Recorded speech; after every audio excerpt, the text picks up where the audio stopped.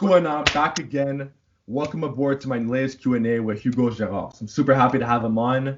And yeah, we're just going to jump straight into it. So as far as those of you who don't know who Hugo Girard is, I'll give you guys a quick background of how I personally found out about him. Then he'll introduce himself. So one day I was watching the 1999 Strongman competition in Malta.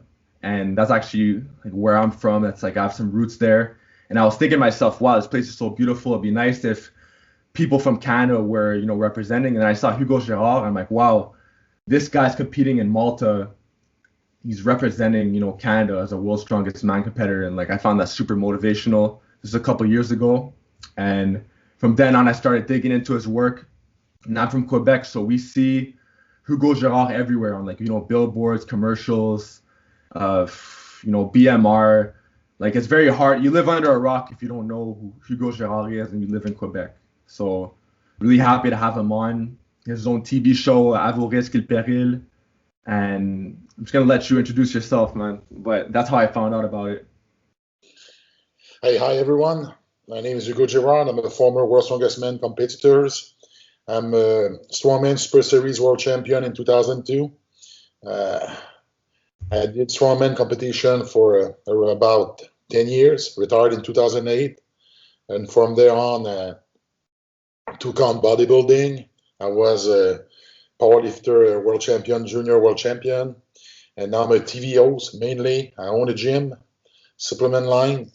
So I have my own brand, and I have those new protein bar. Then we actually launched a couple of months ago, and now we're hitting the market pretty hard. So we have over 1,000 selling points right now. So I'm quite excited about the future. It's a lot of work. It's tough, like Strongman was. So it's nice to be able to actually translate it from a sport to the business venture. And you have your gym as well, right? Yeah, I have a gym as well, a small gym, 45,000 square feet. So there's actually we have 30,000 square feet for the gym. We have about 5,000 square feet for CrossFit, and another 5,000 square feet for MMA and boxing. So we have around 4,000 members. So wow. Before the pandemic, we were doing pretty well. So obviously the last year was tough. We have a very, when we look at the future, it's very fragile. We don't know exactly what's going to happen. Our business been hit pretty hard. So all the gym was. So, that's how life is. The strongest survive. And once again, you pull up your sleeve, you get back to work, and we're going to get through this. I like the optimistic attitude, man. So in a lot of the Q&As, we've spoken about, more training related questions, but this one's more so about mindset, success, business, throwing a little nutrition questions in there. And I feel like this is important because I like Hugo's story. I like what he represents. I like I don't want to compare you to anybody, but like I've heard, this is what other people have said, the modern day Louis Cyr, like people can say what they want, but you have a good reputation in Quebec, man. So let's start talking about more so the strongman aspect. So what was the driving force for you to do strongman at such an early phase when strongman was not really a popular thing? Not a lot of people understood the sport. I still think that a lot of people don't even understand it till this day, but especially like, let's say 20 years ago, that wasn't a big thing. So what made you like want to get that big and that strong? Because you have a lot of people like back then, maybe even 20 years ago, who they want to get big and strong. They want to maybe weigh like, 220. They want to maybe do a local like bodybuilding competition. I don't know. But what made you want to get big and strong to that extent? What was the driving force? You see, I come from a very small town on the north coast of the St. Lawrence River in Quebec. Very small, about 800 people living there. Very poor. I come from a very poor family. Not much going on for us. And basically for the people living there. And I remember my dad used to train, and he was a strong man in his own mean, like he was big and strong, and I just wanted to be like my dad. So I remember he was training in the house, and I would grab some stuff that I could pick up and just replicate what he was doing. So that's how I got in touch with him training without knowing what I was doing. And when I was around 7 or 8 years old, I was reading those comic books with superheroes, superhuman strength, very muscular. And as a child, I was projecting myself being a superhero. Like What having was that. the superhero? I love the Incredible Hulk. That was my favorite. Conan the Barbarian, Captain America. So I was always on the good side because that's what superheroes are. And later on, I was around 12 and I saw a strongman competition on TV. That was the Défi Martin. It was held in Montreal, like in the mid 80s to the late 80s. And then it switched to a different name. And by 91, it was resumed and it was done. So anyway, that's all. I saw it on TV. I was 12. I remember it was a Saturday morning around 10:30 in the morning. And I saw on TV that strongman competition. And those guys who were competing reminded me of the superheroes of my childhood. So what I've done is went straight to my mom and I told her, Mom, I know what I'm doing now. And she was like, what are you going to do? I'm like, I'm going to become world's strongest man. And that was it. That's how I got hooked to wanting to become the strongest that I could and the biggest that I could. I had no clue about what it would take to get there. I had no idea how to get there, how to train. I just had a dream. And from that dream, it gave me the motivation to actually learn all the things that you must know to become big and strong. So it was a long journey because I became world champion 20 years later.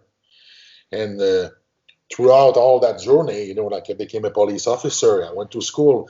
And through training and wanting to become the best that I could be, I realized, and if you want to be the strongest, why would you not be the smartest?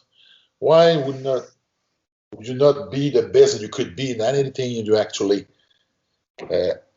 try your hand on? So I was in school. I was like top grade all the time. I was a very good student, and I didn't know how to do it. To be honest with you, the only way I knew was you give it 100% all the time, and that's what took me actually to where I became an international athlete. But basically, strongman taught me how to succeed, how to give the best, and you have to the best you could be, because if you give yourself 100% all the time, you're going to get the best result you could get. So you don't wait for other people to do things for you. You do it for yourself. And throughout strongman, like it's a tough sport. Back in those days, nobody knew about the sport, basically. So wanting to become big and strong was very unusual. And a lot of people, especially my family and friends, didn't understand why I was trying to do that. But what I realized is that's what a goal is. That's what a dream is. If it was easy, everybody would actually succeed to achieve their dreams. And once you do, then you realize that you can be whatever you want to be. So it was a tough journey. It was a long journey, but I'm glad that I took it on and actually give it the best that I could. And look what I am now. And look at what I'm doing now. And all because I wanted to become the world's strongest man. That's amazing. So how old were you when you did your first strongman competition? I was roughly around 24 years old, I think, because there were no strongman competition at all back in the days where I was old enough to actually compete. So what I did, I took on powerlifting because I was the closest to strongman that I could actually do. And I was good at it. And because we didn't have any coach, I don't have access to coaches, proper equipment. Actually, my first gym, I built it myself. Wow. So I was buying steel, cut it, get it welded together. Is that where the BMR comes from? Where it's like because you grew up like building your own stuff that and then you teamed up with them? No, that was later on. When I woke up with BMR, I was pretty much retiring because I hurt myself badly in 2004. Actually, sorry, 2005. I tore my Achilles tendon, and then in 2006, I was in the best shape of my life. Never been so strong, and I just made a terrible mistake, and I tore my patellar tendon. That pretty much put an end to my career. For 2 years, I tried to come back, but it wasn't there anymore. My mobility was actually not the same as it used to be. And when you compete at a level, you can be there at 95%. You have to be there at 100%. And there were no point for me to compete in a sport if I'm not fighting to win. Just to become part of the show, that's not what I'm made of. So pretty Right. much there, I woke up with BMR, but the fact that I was a handyman, that was a good fit. I think I Right. Right. Right. represent the brand pretty well. I'm the guy next door. If you have something to do, you do it yourself. That's what I've done. I build myself. I'm a self-made man. Nice. So let's talk about nutrition because I feel like it's so funny because you see so many people who they're impressed by strongman competitors, they're putting up all these crazy numbers, they're lifting logs, they're pulling like cars and stuff.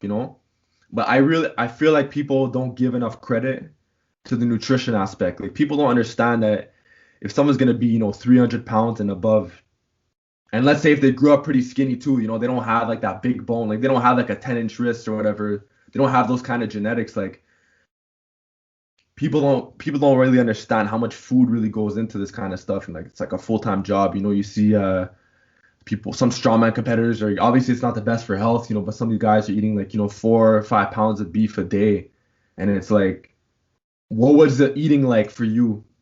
And like what would you say, like genetic wise, do you say that you were more suited for it, like when you look at like old photos that like you feel like it came a bit easier for you than the average person, like to eat a lot?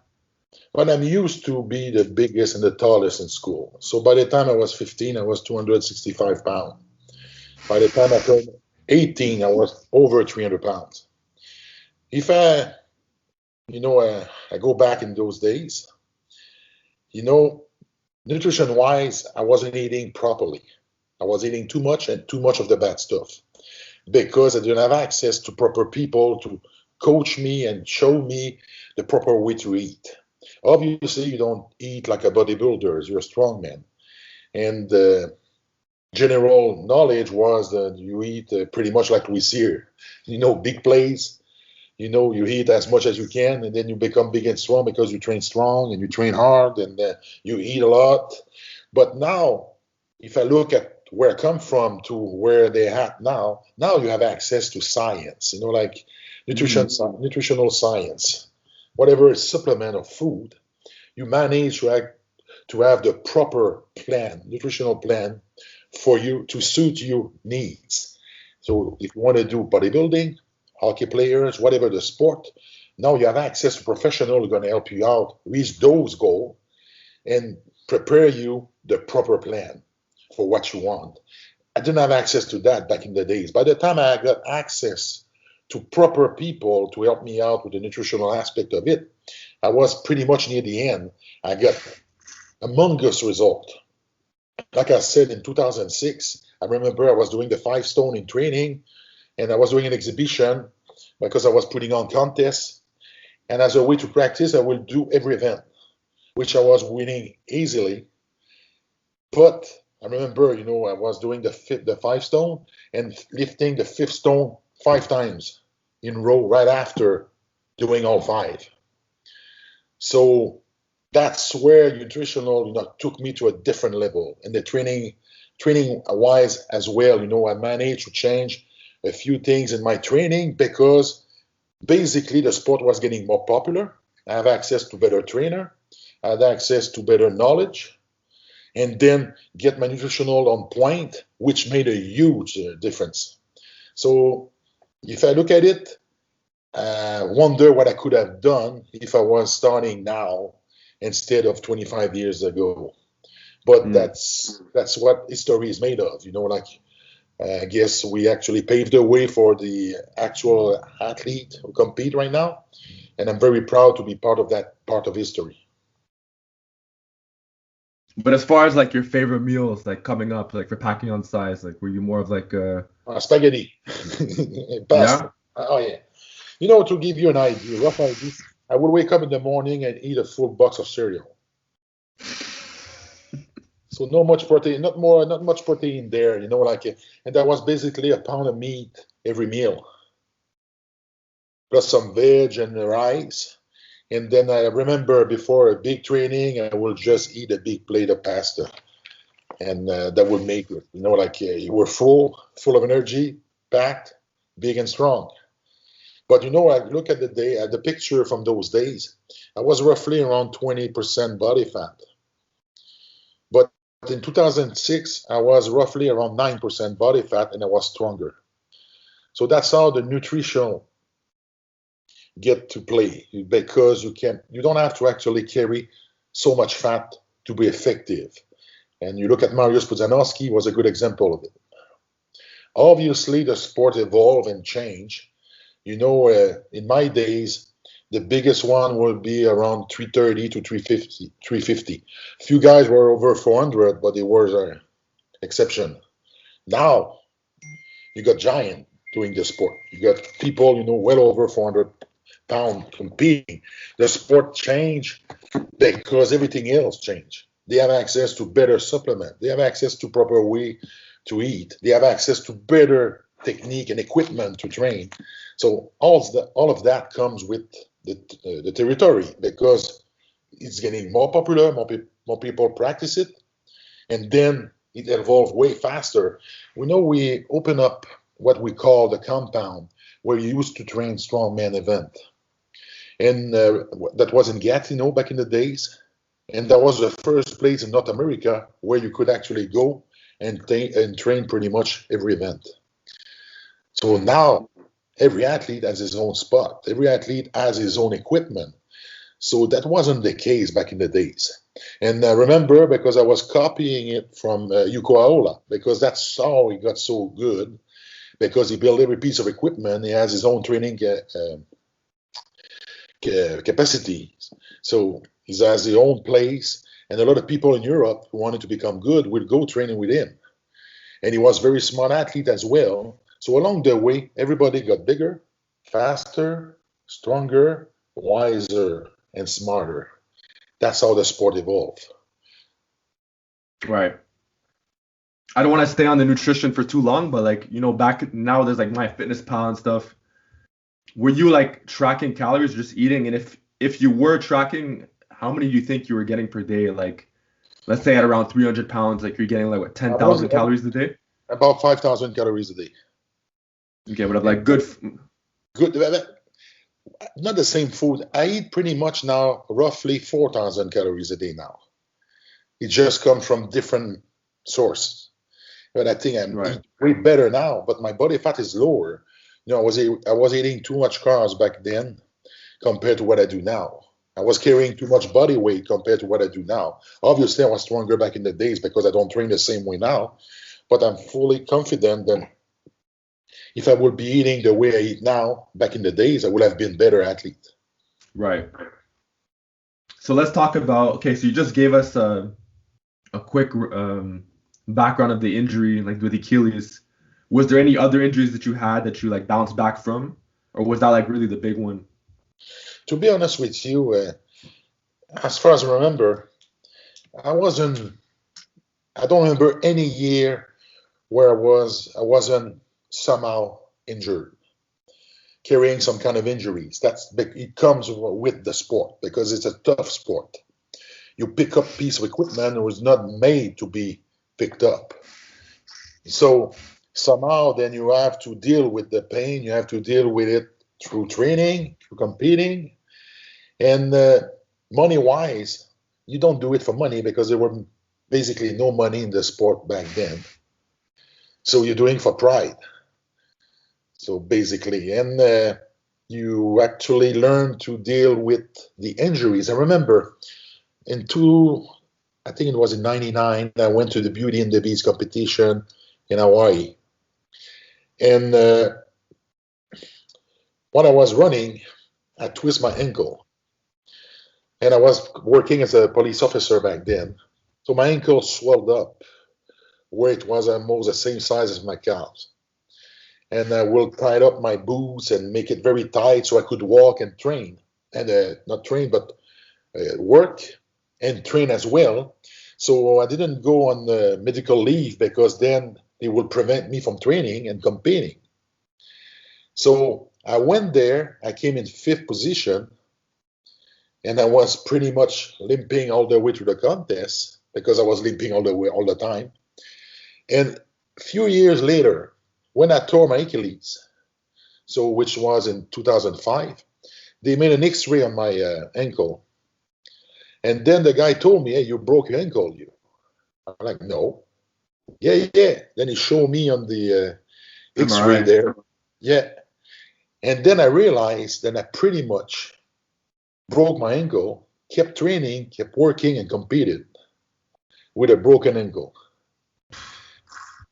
So that's how you get used to the pain of whatever injuries you were carrying on throughout your career. Because that's what makes the difference between the one who finished first and the one who finished second. Because if every time I was hurt, I would stop, there's no way in hell I would have get there. Right. But I guess the fact that it was a mystery, it still helped, you know? Because you didn't know what you didn't know. Obviously, but it shows you then you don't know. I was feeling pain all the time. You know, I remember I would wake up in the morning and I had a hard time to actually get on the toilet because my back was hurting. And on that day, I had deadlift training session. And you got that sure. And later on, I was back in the gym and I was doing that deadlift and hitting the number that I was supposed to hit.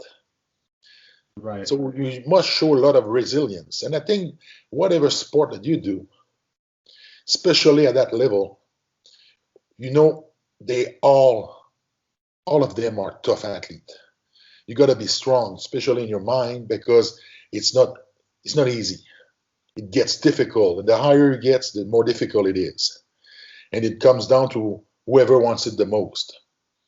And obviously, if you're lucky enough to stay injury-free, it's way better than carrying some kind of injuries. But from my experience, and for myself and most of the athletes I was competing against, they were carrying some kind of injuries all the time. That's what the sport was about. It still is about.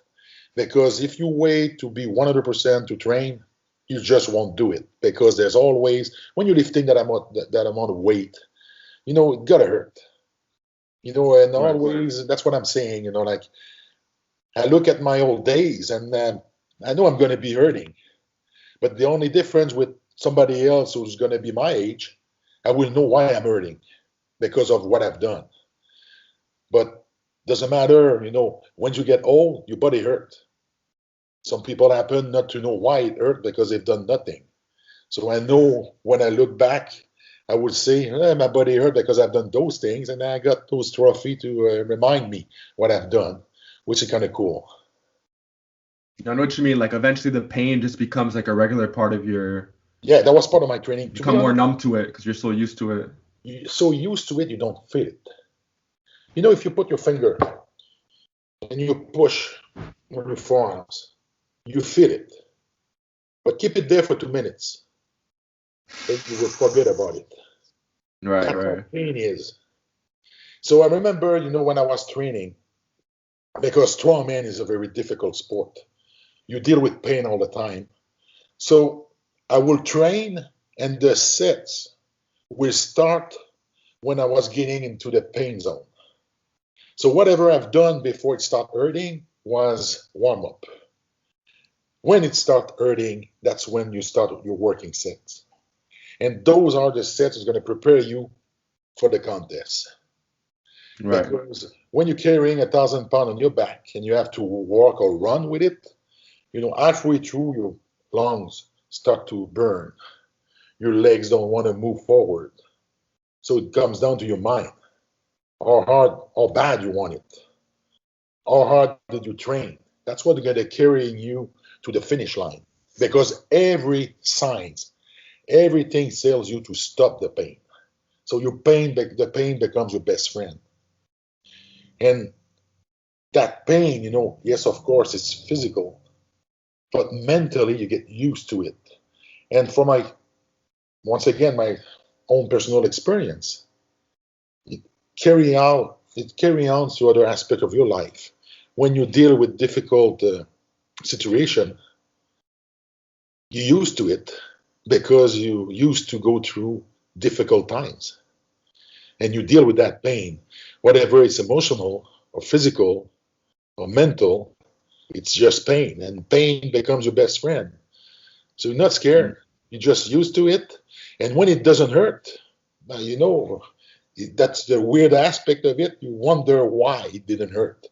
Mm-hmm. So when I retired in 2008, it took me a while to actually resume to a different type of training than training for strongmen. Right. But 2011, I really switched my training, gearing more about bodybuilding. The pain was different. But what I noticed, and I will wake up in the morning and I wasn't in pain for the first time in years. My body stopped aching. And now I train pretty much every day. And that's why we talk a lot, because I have a fellow strongman competitor who trains with me. And that's what we talk a lot about. We train every day, but now we're pain free. Not bad for people our age, coming from Right. our background. So I'm kind of glad that I can still do what I love, practice my passion, and not being hurt. That is amazing. So I guess that's what helped you transition from the strongman to bodybuilding, because now you're able to train pain-free again, Yeah. have a bit of fun with it, and get on stage. Yeah, now, like what do? You just pump blood into your muscle. And you have a big strength foundation too to bring on to. It's easier. And then the thing that it changed a lot was my eating habit. I eat more healthy, I eat more often, and I love the way I eat now because I eat good stuff. I'm gluten free, I'm lactose free, and I'm not dealing with some aching than eating gluten and lactose was giving me. So not more knowledge, wiser, and it's not bad to get to that stage at my age, because you want your old days to be as pain free as possible, but not only physically, everything. So for me, it's a total package. Is I have a good balance, and that's what my sport carried me through those years to get to the point where I think I got a good balance when I look at my life now, and I can have a lot of success and push my limits differently. But all of it comes from my initial passion was to become the world's strongest man. Right. I like how you did it though. You had a bit of a powerlifting background, transitioned to strongman with the powerlifting base. Did a couple years in strongman, and then you went to That's not how a lot of people do it actually. It's like bodybuilding is like the last stop for them, because they know that like they have a base and they could quote unquote get a little bit more out of less weight. They could get more out of like they like a lot of bodybuilders. They follow tempos and stuff like that, and like and they're already really strong anyways. So it's like, what's the mindset?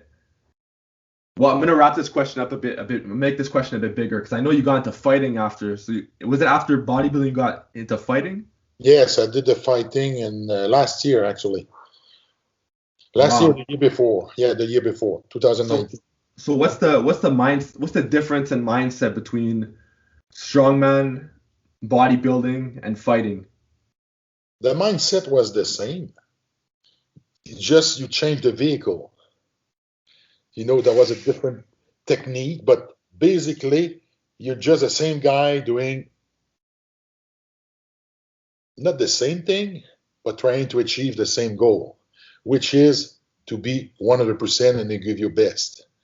So if I want to I took on boxing. I just wanted to become the best boxer I could be. And what we were able to do in a couple of months was amazing, because of my discipline and because of the way I attacked the sport. I did exactly the same way that I would have done, that I've done when I've done bodybuilding and when I've done strongman. If you go into something, just dive in 100% and give your best. And what I thought was difficult, uh, the training wise, I thought it would be more difficult than it was, but because I was smart enough to understand how to do the technique of boxing, not using my strength, but get the proper technique and get to practice that technique. And at the end of the day, when we actually did the fight, I was quite pleased with the result because I kind of looked like a boxer, which in no mean, and I don't have the arrogance to say that I was a boxer, but at least I looked like one and I did put on a good show and I was happy with it. And we did it in a very few months, and even the trainer was very amazed because of the way I'd done it, the way I was applying the technique. And once again, it's no different than what I was doing before, just a different vehicle. But once you do something and you give it your 100% and you're smart, you got to be smart. People who succeed in sport, doesn't matter what people's going to say. If you're not smart, you won't. You just won't. You will make the wrong choice. You will do the wrong things. And whoever is a champion, in my belief, you can be champion in anything you take on. Right. Yeah, I remember in an interview you said, I watched a couple of your interviews, but you mentioned how a champion is not somebody who just a true champion does everything like a champion. They make their bed like a champion. Like they do everything like it's not isolated. The dress, sleep, whatever. You do it like a champion. That's what makes you a champion. That's the reason why sometimes a champion is not the one who get the first place. Yes, obviously you get a trophy. They know you're champion. But people recognize people who are champions because it doesn't matter where it's going to end up. They will notice the way he does things.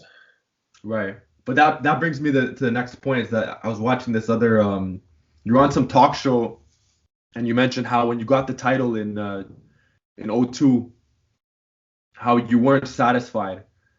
I don't know what you said word for word, but you said you feel like you got the title and the fact that you could have done better. I could have better. I made you weren't satisfied, yeah. So actually what I've done, I realized, even being world champion, that the real goal is to be the best that you can be.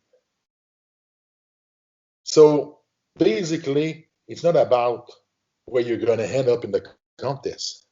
It's about where you're going to end up compared to yourself. So it's not to be the best of the worst. You got to be the best of the best. And to best the best, you have to best yourself. So from there on, it wasn't about winning anymore. It was about fulfilling my full potential. And then when you take that state of mind and you apply it to different aspects of your life, you don't actually look at the things that you do the same way. Mm-hmm. Because obviously you're going to have people around you, they're going to tell you how good you are, how well you've done. But sometimes, yes, you've done well, but you could have done better. Why set up for less when you could have more? You have done more. For me, that's what life is about. Mm-hmm. To best yourself, to be the best father that you could be, the best husband. Whatever you take on, you must take it on to be the best that you could be. So this way, when you get older and you look back at your life, you don't have no regrets because you've done the best that you could. And there's no shame to be beaten by a better man than you. What is a shame is when you beat yourself by not training properly, by not doing, the proper nutrition plan they could have done, by not sleeping well enough, by being distracted by things that won't help you to achieve your dreams. Right. Those are our choice. Those are the choice who make champions. People who make the right choice, even if they are hard to make. I like how you mentioned fulfillment because that's something that's been on my mind lately. How the difference between happiness and fulfillment, and how like they give the example of how you could find like $100 under your couch and you're gonna be happy temporarily, but you're not fulfilled off that. And it's like to be fulfilled is like you could be super angry for like a couple months, but you know what in the back of your mind like you're building something and you're fighting for something um that's worthwhile. But you just mentioned, you have a good example there. You find $100 bill, you're happy, but there's no meaning to it. You earn $100 by working. Then you know what it takes to get $100. There's more fulfillment knowing that you deserve it because you work for it than by being handed to you. Because that's not what life is about. Nobody's going to hand you things. They won't hand you a trophies, the first place finish. You have to earn it. That's why, I was telling in some conference, I don't buy lottery tickets. I don't believe in it. Right. You become millionaire because I work my way toward it. And if you lose everything, it doesn't matter. I just do it again because I know the recipe to do it. By having things easy doesn't build yourself. It shows you the wrong way to do things. Makes you weak. By achieving hard things, that's how you become a man. That's how you become a strong man. That's how you get better. Because you have to best yourself to get where you want to be. And it comes through hard work, dedication, discipline. Making the right choice. That's why I don't like it when people say you're so lucky, like let's say you achieve a result in something and they say you're so lucky. Like it's like telling a strong man who's like 300 pounds like, oh, you're so lucky. It's like you didn't have to work, you didn't have to eat all that food, you didn't have to train, you didn't have to get all the recovery. It's like it didn't fall on his lap. I don't believe in chance. Yeah. It doesn't matter where you get. You get somewhere because you made choice. And those choices are going to decide where you're going to be. So whatever you make the wrong choice, it pulls you away from your goal. So there's no chance doesn't exist. You don't become a champion by chance. You don't become a loser by chance. You become a champion or a loser by making choice. And right. Those choices are easy as waking up in the morning, there's an apple, an orange, and a banana on the table. What I'm going to eat. You have to make a choice. So every day we make doesn't come from me, that's a study, about 3,200 choices that we are making a day. Which kind of which pants I'm going to wear, what type of running shoes, am I turning right or I'm turning left? We make choice all the time. And those choice brings us somewhere. So by making the right choice, that brings you on the right path to be where you want to be by doing the right thing and the things that you should be doing to get there. That's what makes a difference between a loser and a winner, the choice that you make. Right. Okay, so we're going to transition away from the lifting for a bit. And to everybody who's still watching, you guys are the real MVPs. Hugo has a show called À vos risques et périls. There's probably some subtitles in there. Where he goes to the States. He goes from different neighborhoods in the States. And, he just like kind of like I don't want to call it a road trip, but he'll explain it in a second. But if you guys have the chance, check it out on YouTube. Check it out on different, platforms. À vos risques et périls. And I think you guys are really going to enjoy it. But I've watched a couple episodes, man. I enjoyed it. But talk to us about that show for a bit. Like, how did that idea come about? What was the motive behind the show? Like, what kind of message were you trying to put out?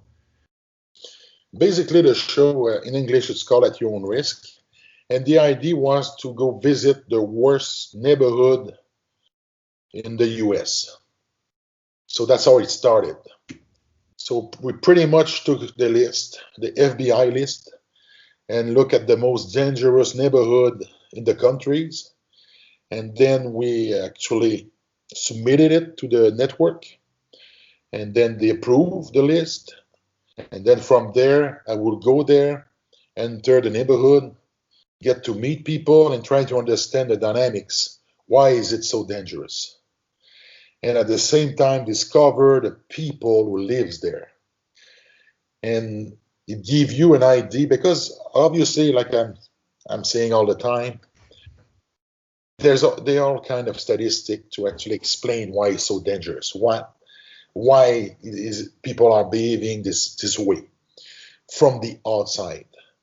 So what I wanted to do with this show is to go there and give the voice to the people who live there to explain to us in their own word why the neighborhood is behaving this way. Why is it so dangerous? Coming from the people who live there. Sometimes coming from the people who makes the neighborhood dangerous. Mm-hmm. So I met some of the most dangerous people in the countries. And what is surprising me is even them, they have story to tell. And there's an understanding to learn from it. So for me, having a police background was helping me a lot to understand, how to behave in those places. And the funny thing is, mainly, most of the time, they were thinking that I was a police officer, just by the way I was driving, approaching them, which actually helped me out. I wasn't, but they respect the way that I was doing it, and they respected the way that I wasn't afraid to go there, where most of people are afraid to go there and do the kind of work that we're doing.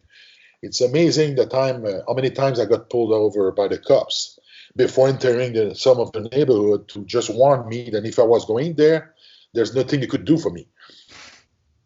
So we were on their own. They just told us, you're on your own. You go there, you're on your own. Don't call us, we won't go. And then I like the one with data 5000. Yeah, that was a good one. That was a good one, yeah. Yeah, I got a good. I mean, every city that we've been to, I met amazing people. And then I got to realize that some people actually choose that lifestyle without having a choice. They just done what they had to do to survive. So it's hard for us to understand it from the outside. If you don't go there, you don't realize how rough their lives is and how they get in touch with that lifestyle at an early age. By 7 or 8 years old, they're just entering the gangs. Like normally gang members, they got a lifespan of 21 years old. So basically, they can expect to live until 21. That's fucked up. When I was in Oakland, they were claiming there were more kids dying than kids who will go through high school. Wow. So that was in some part of town. So it just show you and that for those people living there, that's real life. That's not stories. They live there. That's their lifestyle. That's the way it is. What you meet people who actually don't call the cops when they have a problem, they call the gangs who are going to fix the problem for them. So just a total different way of living. And it was quite, for me, I was very thankful to have the opportunity to do this. And then when I was doing it, you understand that it's very dangerous. It's no joke, it was. But when you do it, you don't think about it. You just live it. And then you become part of the neighborhood. To gain their trust, to gain their respect. That's what was a real challenge for me. Because with that trust and respect, I could do the show. And with that trust and respect, I could learn from it. I think it makes me a better person doing this show. And to be honest with you, I do a lot of other shows. I got a renovation show, barbecue shows, cooking show. But that show, you're not making you're not making hamburgers. Like you're doing something where it's not made for everybody. Even the cameraman who comes with us, it's not any cameraman who can do it because that's the real deal. And then we became specialists to actually enter those places. And the more dangerous it was, the better we were. We had to best ourselves to do this show, you see? That was a carrying on from Strongman too. So the same attitude.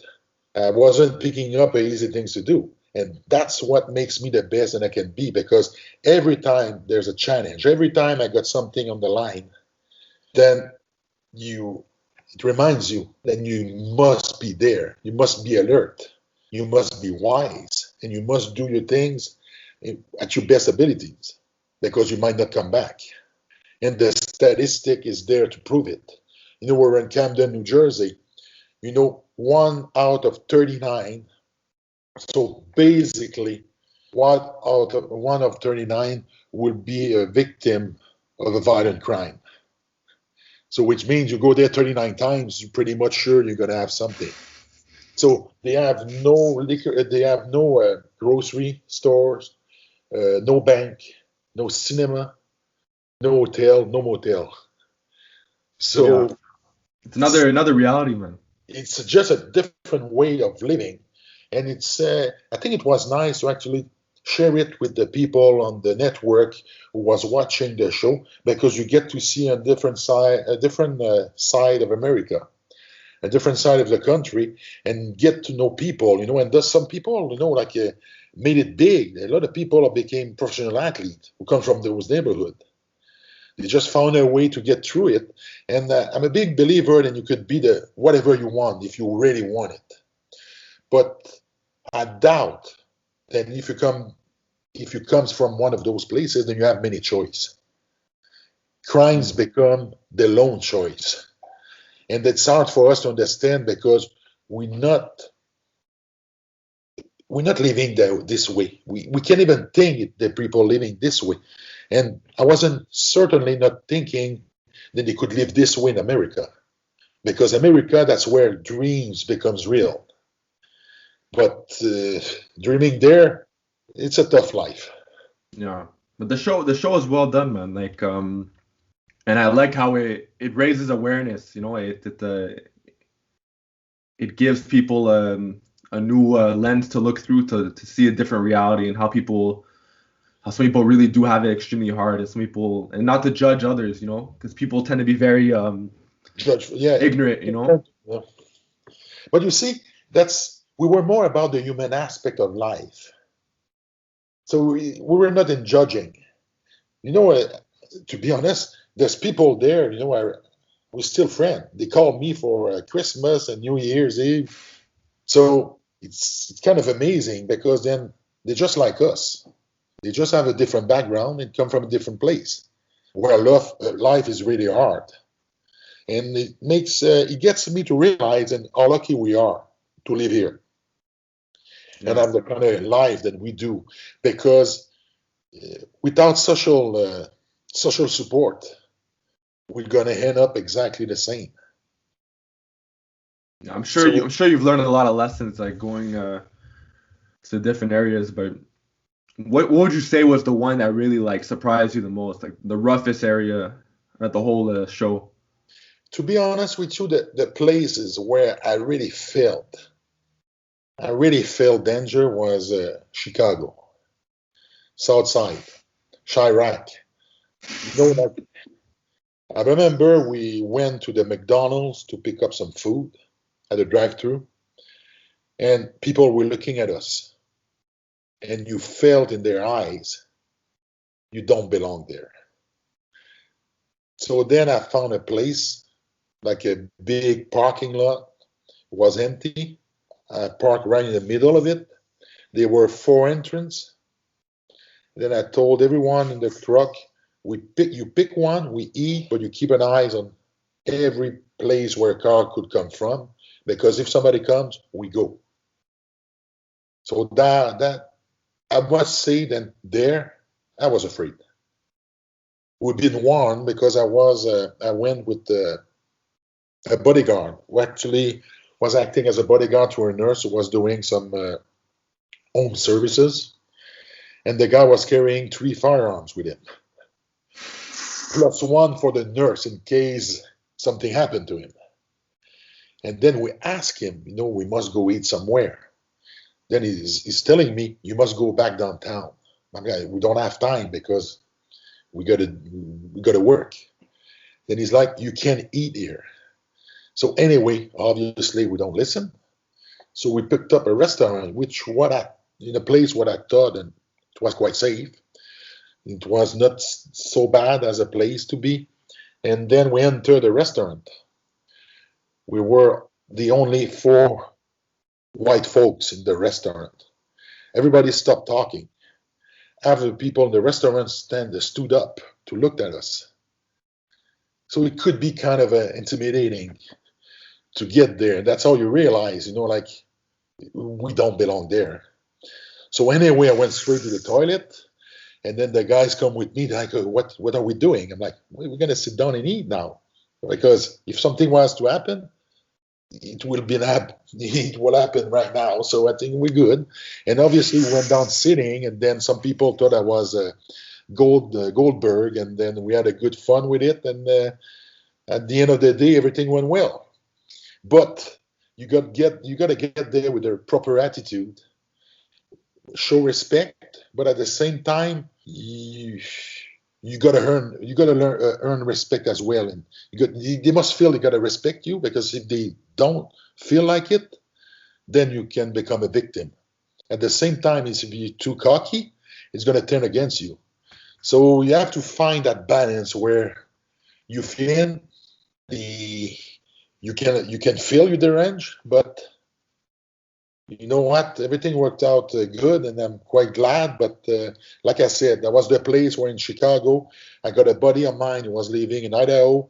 He came down to meet me in that neighborhood, and he was afraid himself. He was parked in front of the bank where we were at. He called me. He's like, "Hey, Hugo, am I at the right place?"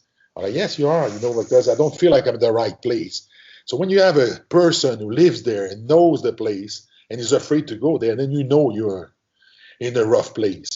So not only for us, for anybody who doesn't belong there. And I remember we had to do a pass-by that they wanted to do with the TV people. And I dropped them off on the corner of the street. And by the time I went around the block, 3 persons went to them and told them they were too white to be there and to go back downtown. They don't belong there. Wow. So when I did turn the block, they didn't film. They just got into the truck and they wanted to leave. So that's how bad it was. And that's not, I'm not making up any story there. That's the real truth. But still, I met great people, had a great time, and I don't regret doing it at all. So where could people find this channel? Like, so you have like some Americans watching right now if they want to watch it. If they go on Evasion TV, EVASION.TV, they're probably going to be able to get it. So we're talking about doing the show for Netflix, shorter version, more hardcore. So that's in the plan. But obviously with COVID, it's to reshoot everything. Actually, just to remix everything and do it again. A bit differently. Wow. Yeah. But there was another one where you went to Europe, no? You went somewhere else. Yeah, it's called Bienvenue Tourist. Welcome to Tourist. Right. Yeah, but in Europe, I found out that there was no place as dangerous as we had in the US. And we wanted to go in South America, but I think it would have been a bad idea, because you can't do this in a place where the cops are crook. It's at the end of the day, that might be them who's going to set you up. So it won't happen in the US, but we were feigning that doing it in South America was a bad idea. So that's why we picked up Europe. But in Europe, it's just a different mood, different dynamics. So it wasn't as dangerous as it was, and the story wasn't the same, which is okay too. We still met people, different stories, because many countries, different problematics, different people. So for me, it was a great learning experience as well. Right. So we're going to come on to some of the last questions, transitioning from the shows. Let's talk about your gym. Like, what do you think what are some of your big pieces of advice to someone who wants to open a gym, or more so, like, what are some mistakes that you've made, if you have any, when opening a gym? So that's a very good question because right now I think the economy is doing so bad. A lot of gyms are going to go bankrupt. So at this point right now, obviously I would tell people don't open a gym now. Wait until all the pandemic is over. Then the economy gets to pick up back to where it was, and that would be a good timing. Uh, if you open a gym thinking you're going to be training, you have the wrong idea. You open a gym, you become a businessman.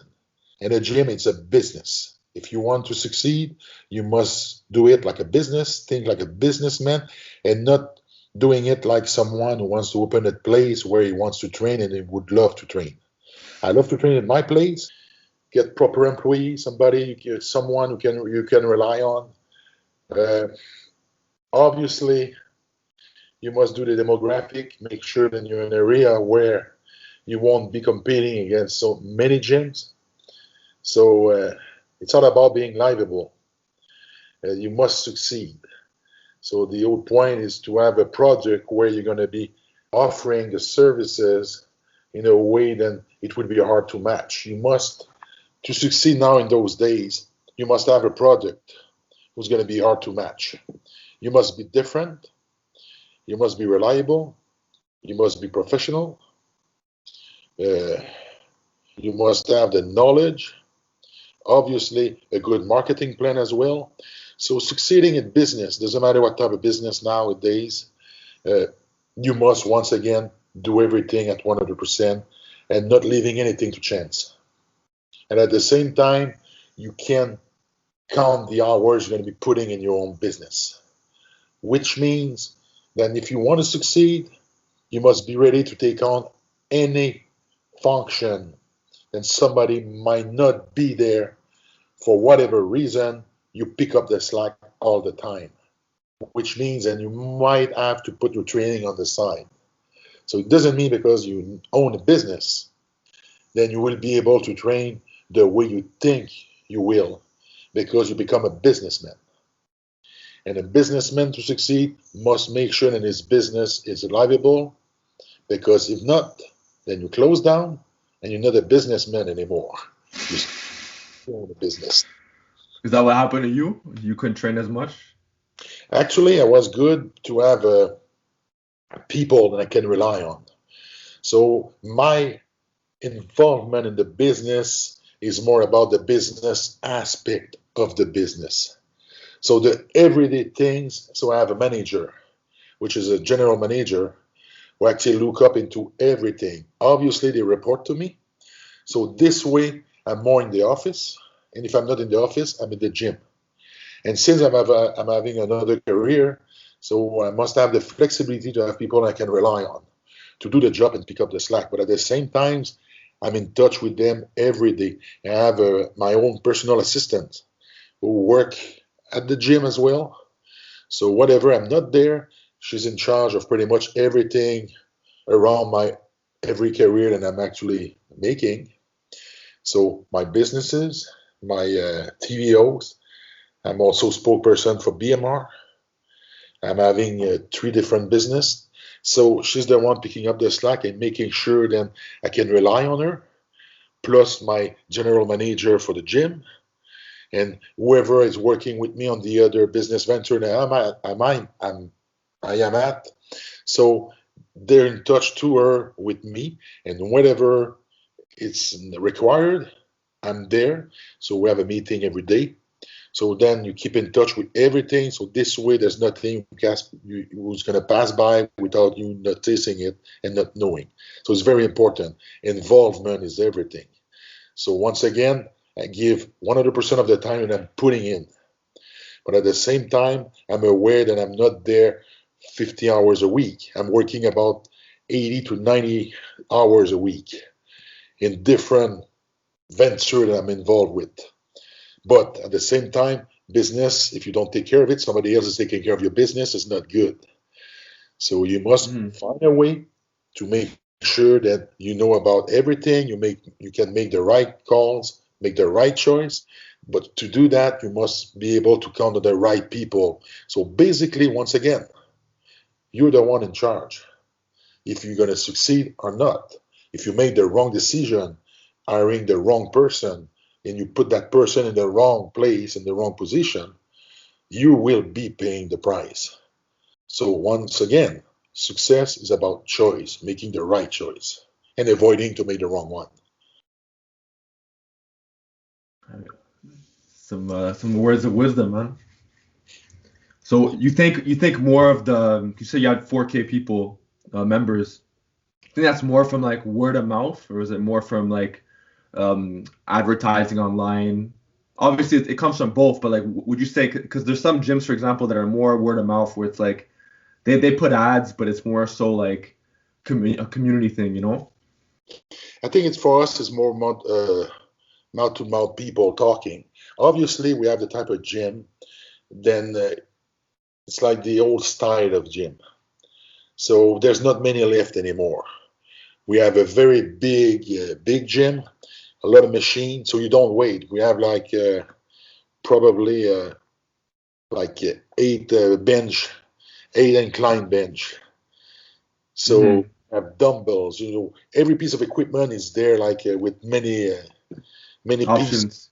Yeah, so this way you don't have to wait if you train, and it's required. Like if you have a gym, you have many members, and people actually can train because they're always waiting for a machine or an apparatus. They're gonna go somewhere else where they're gonna provide them with the services that they want. And now everything is about time management. So people that don't have much time, they go to the gym, they want to be done in an hour or so. So you must be able to provide that services. So that's why you have to aim at the right clientele, making sure that you aiming at the right place. Because if you make advertisement and you pick up the wrong people in the services that you provide, you won't succeed once again. So it's got to be clarity within the message that you're sending and what you're going to provide them with when it comes down to services. If you promise something, make sure that you provide it. Because if you don't, then you generate disappointment. And disappointment leads to member to go somewhere else where they're going to be happy. Because if they spend $1, they want to get back to $1 of services. So which is very important. At the same time, it's a lot of training, your employees. You're going to make sure to take advantage of every business aspect of your gym, which means for every member who entered the place, for me, I would be delighted is every one of them grab a shake on the way out. So everything else beside the membership that you can sell and provide them with is a revenue that you must take advantage of, because that person is right in your gym. So you must make sure that if they spend $1, they won't go spending somewhere else. They're going to spend it in your gym. Whatever is private training, whatever is services, whatever is food, shake, supplement, you must provide them with whatever they need, so that dollar is going to be spent at your place, because that's what is at the end of the year is going to make the difference between making money or just breaking even. Because membership alone is not enough anymore. So it's a challenge, but every business is a challenge. Every business is a challenge. That's what I love about life. Life is a challenge. When I was doing Strongman, it was a challenge. So whatever you do is a challenge. I'm hosting a TV show. That's a challenge as well. I just don't want to host a TV show. I want to be a GOAT TV host. I want to be the best that I can be. So this way, when they talk about me, they know what they're going to get. They're going to get the best that I can provide them with. And with the gym, it's exactly the same. If they come here, I want them to live an experience. I want them to leave knowing, you know what, that's the best place in town. I'm going to come back. And when they talk about you, they're going to tell you, they're going to give you good credit. They're going to give you a good word about your gym and what you provide them with. And that's what makes me the most proud of our places, because we have the biggest place on the South Shore of Montreal. And at the same time, I think we have the best services, and also we provide them with the best experience. So you come here, you come in my place, it's like if you're coming in my home. So I want to make sure that you're happy when you leave. So it's you must be implementing a philosophy, and that philosophy has to be carried on by every employees and gym member as well. Right. So what's in the books now? Like I know you're always like goal driven, like setting like projects. So what's your goals for now in the future? Actually, we launched this. It's like a protein square. It's like a protein bar. It's 100% natural. We launched it about 6 months ago. So now we are reaching 1,000 selling points, which is amazing. And it's really picking up. And I'm very proud of it because that's a project I've been working on for 8 years. So that was a long time in the making. And now we're making a good business relation and good businesses. Agreement. So now we're going to be in grocery stores, dépanneur, like Wow. ours going to pick it up, and we have a plan. And whatever you do, you must have a plan. And that plan is I go step by step. First made an agreement with Sobeys for the dépanneur. Now we just made an agreement to get into grocery stores. I just made an agreement with BMR, which lead us to 1,000 square selling points. And then next, I'm going to go after another chain. It's already in the book, but I'm going to take it on only in 6 months because I want to have a very slow and regular growth for the business. If you pick the bite too big, you might not be able to chew it. So everything has to be done in the proper time, and everything has to be going well under plan.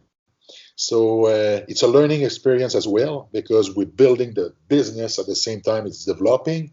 So we don't want to go too fast, but it gets me very excited because I have a good product. I think I know we have the best product in their category, and I know then it's going to work and it's going to be amazing. And from there on, we're going to have other product who's going to follow up into the footstep, and at the same time, I'm building relationship with other business partner, which makes me proud to be able once again to challenge myself and to succeed. And that's what is nice about life. When you succeed, you have this good feeling knowing that you do the things right. And then when you go to bed knowing you've done the right thing, you can't wait for the next day to come because you know you're going to have some more good stuff coming over for you. That ties into the fulfillment. Yeah. So what do you think holds people back from reaching their goals? I think it comes from education, your background, where you come from, the way you've been raised. I think what holds back people is they can't dream, and they don't allow them to dream and to try to fulfill this dream, thinking it's impossible. My way of thinking it won't work. My way of thinking is, okay, I'm going to make it work because I'm not afraid to work. I'm not afraid of whatever challenge I have to do. That's the difference. There's a door there, that door's going to open. What I have to do to make that door open. So you don't take no for an answer. You take no, you go back to do your homework, and you get back in and you try again. It's not about the number of times you fail. It's about that time you're going to succeed. Yeah. Every time you fail, it's getting you closer to succeed. It's just about not giving up. You must not allow yourself to give up. So you must have a dream, conceive, believe in your ability to make it happen, and then you achieve. Conceive, believe, achieve. 3 words. That's a recipe for success. Wow, man. To all you guys watching, man, if you guys aren't inspired, man. Yeah, I really appreciate you for coming on the channel today, man. Hugo. That was a good opportunity, and thanks a lot for it. Any final words? Any closing words you want to say? Or? for me, it works. What I do is every day when I wake up and I look at myself in the mirror and I can actually look at myself and being proud of it, that's going to be a good day because I'm not ashamed of what I achieved. I made mistake like every man, but it's knowing that you do the best and you could be every day making the best and you can be, and that's for me my get going because I do it for myself, I do it for my son, I do it for my family, I do it for my employees, I do it for my members, and most importantly, I do it for myself. Right. Good luck. Appreciate that, man. You take care. Yeah, thank you. Wait, last thing, where can people find you? They want HugoGirard.com. Very easy to find me. You can go in Saint-Jean-sur-Richelieu, Hugo Gym.